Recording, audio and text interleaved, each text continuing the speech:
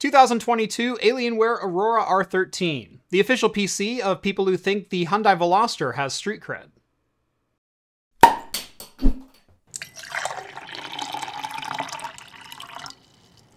Welcome back to Craft Computing, everyone. As always, I'm Jeff. So, this isn't a PC that I had on my bingo list to ever arrive on my desk. This is a 2022 Alienware Aurora R13. And while Alienware isn't exactly the top gaming brand they once were, they still make some fairly decent systems. This is a used and refurbished PC provided to me by Tech Supply Direct for this review. Like all reviews on the channel, no money changed hands. Tech Supply Direct has no input over the production of this video, nor will they see it before it goes live on YouTube. But I will give Tech Supply a fully non-sponsored shout out here. They do have a whole bunch of used server and workstation gear. Make sure to check them out, link in the description. We'll start this video off with the specs, the price, and the why.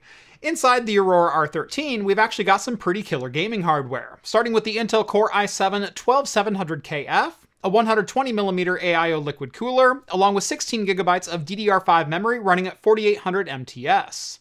For storage, there's a 500GB NVMe SSD, along with a 3.5-inch 1TB spinning disk. There is a second M.2 slot for an additional NVMe drive, along with an additional 2.5-inch tray at the bottom of the PC. Networking and graphics are both high points on this system, with a 2.5GB Intel Killer networking card, along with a killer Wi-Fi 6E wireless adapter. For graphics, you're looking at the Dell OEM RTX 3080 Ti 12GB, which we'll talk about plenty as we go through this video. Tech Supply Direct has these priced at $1,495, which feels about right to me based on the hardware inside, as the model with the 3080 Ti and the 12700KF, best I can tell from my research, retailed for about $2,600 when these debuted in mid-2022. And that leads us perfectly into the why section of this video, as I can already hear all of the comments being typed down below. Why in the world would you bother buying a refurbished pre-built gaming PC rather than just building one yourself? First off, this refurbished R13 comes with a 1-year hardware, parts, and labor warranty, which I wouldn't even consider a rarity when buying used parts. Most of the time, you're lucky enough just to get a non-DOA guarantee if you buy from somewhere like eBay or Jawa. But any deals you do find on Craigslist or Facebook Marketplace, those are completely on your own. Second, some people don't actually want to build a PC. They just want to play games. I've personally had my hand inside literally thousands of PCs, and putting one together from scratch still takes me some time. For me, usually between 1 and 4 hours, depending on what exactly I'm building. But with the Aurora R13, I simply took it out of the box, plugged it in, installed Steam, and I was up and gaming in less than 20 minutes. And believe it or not, that's the kind of experience some PC gamers are looking for. Kind of like getting into 3D printing. Do you want to learn how to build and maintain a 3D printer? Or would you rather just, print things? On the subject of pricing, like I said, I'm pretty impressed with the hardware you get on offer here for $1,495, especially considering it does come pre-assembled and with a full 1-year warranty. Can you buy these same parts and build a PC yourself for less money? Absolutely, but not by as much as you might think.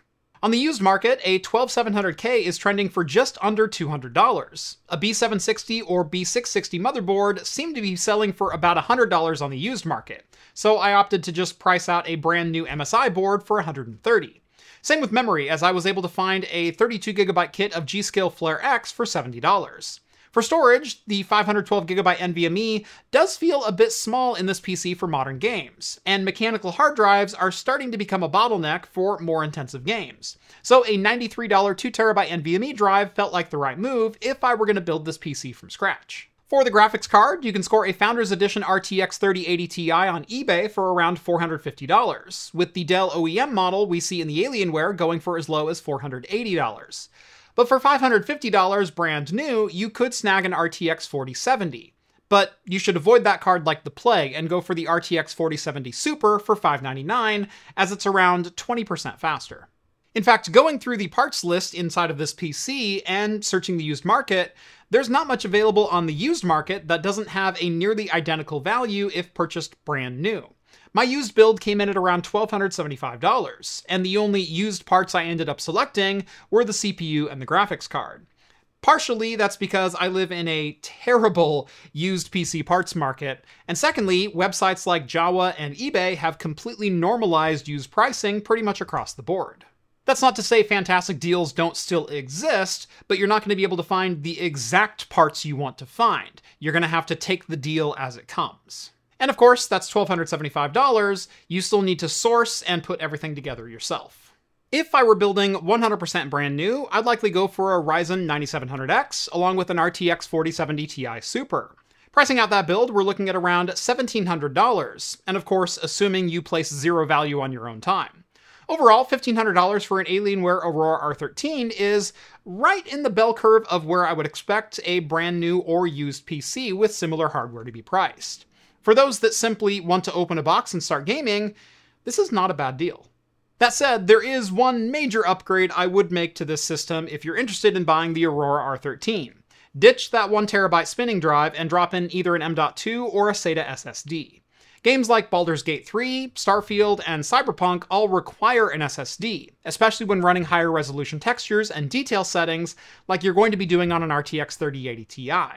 I did install a couple games onto the spinner just to test it out, but all of my gaming benchmarks today were done on a Team Group T-Create 1TB SSD installed into the second M.2 slot. So what kind of performance can you expect on the Aurora R13? I ran an 8-game test, most of them off of the top 100 games list on Steam. At least games off the top 100 that require more than a potato to run. Sorry, I won't be testing Minecraft or GTA 5 or League of Legends today. We will be testing out some of the more demanding titles in that list though, all of them running at 1440p and ultra settings. I also didn't benchmark this against any other PCs, mainly because figuring out relative performance is pretty simple. The RTX 3080 Ti is going to perform around 10% faster than an RTX 4070, and around 15% slower than a 4070 Ti or 4070 Ti Super. Obviously, I can't compare value to every new and refurbished PC on the market, but looking around at new PCs from Costco and Amazon, it seems to be priced right where it should be as far as performance and overall value are concerned. Starting off with the number 11 game on the Steam Most Played list, it's a game where frame rates don't matter because it's turn-based, so who cares? Baldur's Gate 3 delivers a silky smooth 180 frames per second on average with a 1% low of 96. I don't know about you, but I don't need all of my sexy and witty dialogue to be at least 120 frames per second to be fully immersed. But, in all seriousness, this game is absolutely beautiful with the graphics cranked up to max, and it's nice not seeing any stutters when zooming in and out from your game action. Helldivers 2 burst onto the scene around a year ago and still clocks in at number 42 on the most played list, despite Sony's best attempts to kill off the player base. At 1440p and ultra settings, it's one of the most demanding and beautiful games on the PC today. But the Alienware makes short work of it, clocking in at an even 100 frames per second on average, with a more impressive 1% low of 85 frames per second, and an even more impressive 0.1% low of just 77. In games like Helldivers, where reaction time and quick aiming are paramount, the more consistent your frames are delivered, the more accurate you'll be in-game. And delivering every frame between a 10 and 13 millisecond window is about as good as you could possibly ask for, especially when the eye candy is turned to max. I wanted a racing title to be in the mix, and Project Cars 3 is still one of my favorites. This game is over 4 years old, and still to me is one of the most approachable sim-style driving games that's out there. Plus, it has likely the best VR support in any racing title that's on the market today. It's also pretty demanding with all the eye candy turned up to max. But the 3080 Ti and 12700KF have no trouble at all, managing an average of 170 frames per second, a 1% low of 114, and a 0.1% low of 83.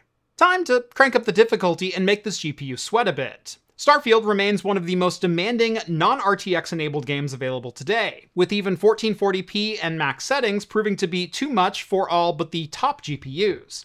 At 1440p and ultra settings, we're able to hit an average of 79 frames per second, but struggled a bit with low frame rates, clocking in at 41 and 28 frames per second respectively. I enabled FSR3 to see if that would improve the low frame rates, but to no avail. Our average came up to 97 frames per second, and the 1% low did jump up 10 points to 50 FPS, but the 0.1% low stayed down at 31. Curiously, even dropping settings across the board too high, it didn't really affect frame rates at all, improving only by a couple of percent. We weren't CPU limited in this game at all, with a max single thread only needing about 70% utilization. Low frame rate dips are pretty common in this game, and you'll get the same experience here with all the settings maxed out. Moving on to Red Dead Redemption 2, it's equally demanding as Starfield, even though this came out a full 5 years ago on PC. At 1440p and max settings, the 3080 Ti is able to hit 96 frames per second on average, with some very impressive 1 and 0.1% lows, coming in at 69 and 54 FPS respectively. With DLSS enabled in balanced mode, we do see some pretty impressive gains, up to 110 frames per second on average, with lows climbing up to 80 and 75 FPS. While DLSS got a bad rap for years from degraded visuals, even when pixel peeping the recordings here, I couldn't find any artifacts to mention with DLSS enabled. So hey, free performance on this one with no drawbacks.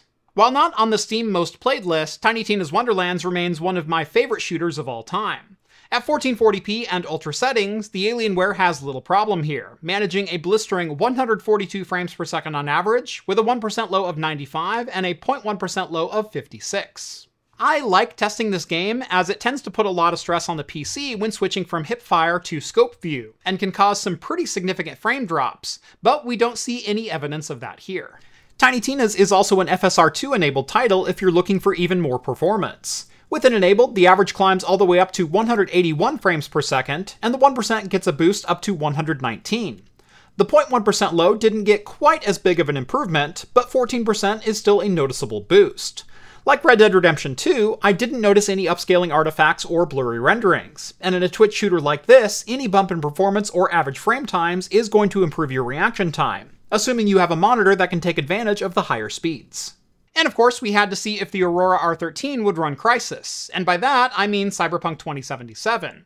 It should come as a shock to no one that at 1440p, RTX Ultra presets, but no upscaling tech enabled, we get an average of just 42 frames per second, with lows crawling along at 27 and 18 FPS respectively.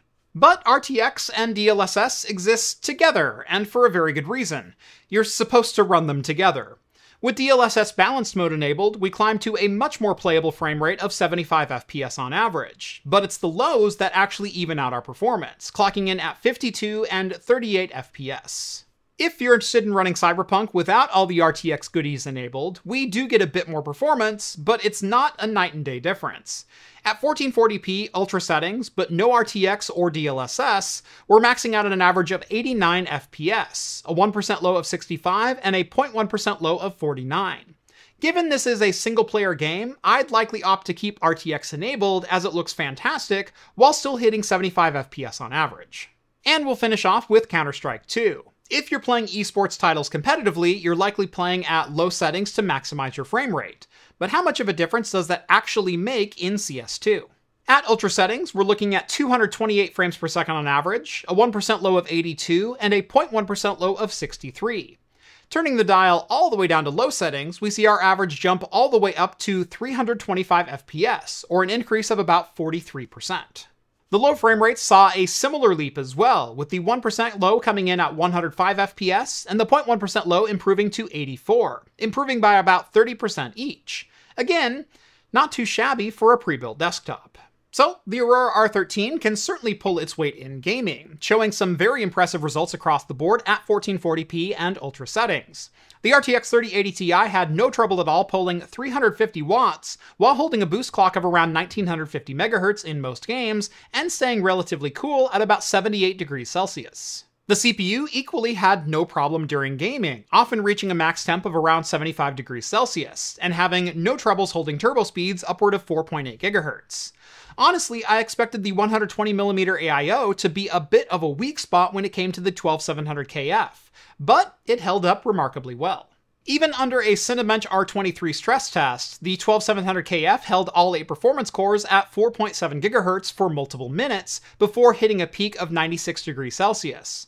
After that, it only dropped down to 4.4 GHz and leveled off at around 85 degrees Celsius for the rest of the test. Now, let's address the Now let's address the elephant in the room. Alienware for the longest time now has been the epitome of everything wrong with pre-built gaming PCs, and some of those points do still hold true here. The motherboard and power supply are both proprietary, so replacements may be difficult to find and upgrades nearly impossible. The CPU cooler is good enough to run the 12700KF at stock speeds, but you're not going to be overclocking this to the moon, or really at all. And while 16 gigabytes of dual channel memory and a 1 terabyte spinning drive are good enough for most use cases, those are also the first two things I would look at upgrading, with a faster game storage drive almost a necessity here in 2024. But there are 4 DIMM slots in this system, and only 2 of them are populated, so buying a matched set of 16 gigabytes of DDR5 and slotting it in would give you 32 gigs and would make a fantastic upgrade for probably about $40. Likewise, on storage, there is a second M.2 slot and a 2.5-inch SSD tray that are ready to be upgraded if you need. The case is going to be a love it or hate it affair. I actually kind of like it, but it does have acrylic side panels, and they feel about 7 years past their prime. The same goes for the unsleeved cabling and single-color RGB lighting. Tempered glass and addressable lighting have been the standard for almost half a decade now, and stylistically, the Aurora feels a bit more dated than its internals might suggest. There are better values out there, both in terms of used gear and pre-built PCs, but just because something isn't the top performance or top value per dollar in a category doesn't necessarily make it a bad product. And if I take the Aurora R13 for what it is, a gaming PC designed to be as simple to use as possible, it's hard to argue that it doesn't make for an impressive gaming machine and a damn good overall experience.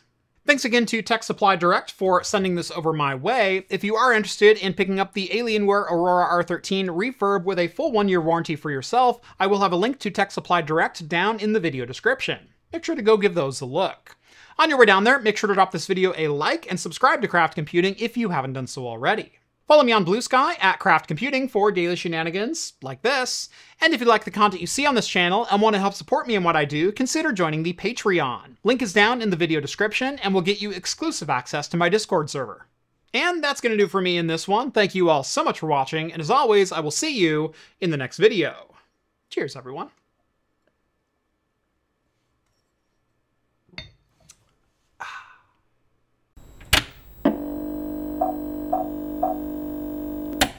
With the news that Elysian Brewery will soon be closing, I figured I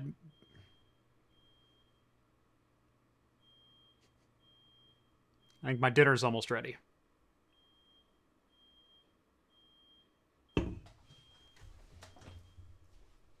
With the news that Elysian Brewing will soon be closing their doors, I figured I should start buying up some of their products that I haven't tried yet. So this is the Elysian Juice Dust Juicy IPA based on their Space Dust IPA, 8.2%.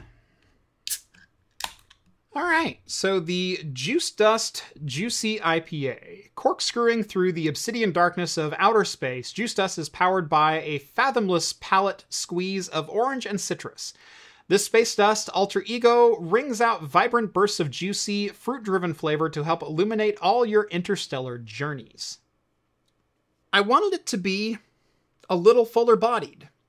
It doesn't have bad flavor, but I wanted this to be more of like a Voodoo Ranger Juice Force, where it is a fruit bomb, a juice bomb. I didn't necessarily want this to be the consistency of orange juice or like a thick hazy IPA, but I wanted more body like a cranberry juice or pomegranate or something like that. To me, it's just a little bit thin, and the flavor, while it is very orange forward, it just feels a little lacking. It's definitely not bad. It is definitely a fantastic addition to the Space Dust family, and unfortunately, I'm still going to be sorry to see it go. So if you want to pick up an Elysian Juice Dust IPA, these might be in limited supply. And Elysian, sorry to see you go.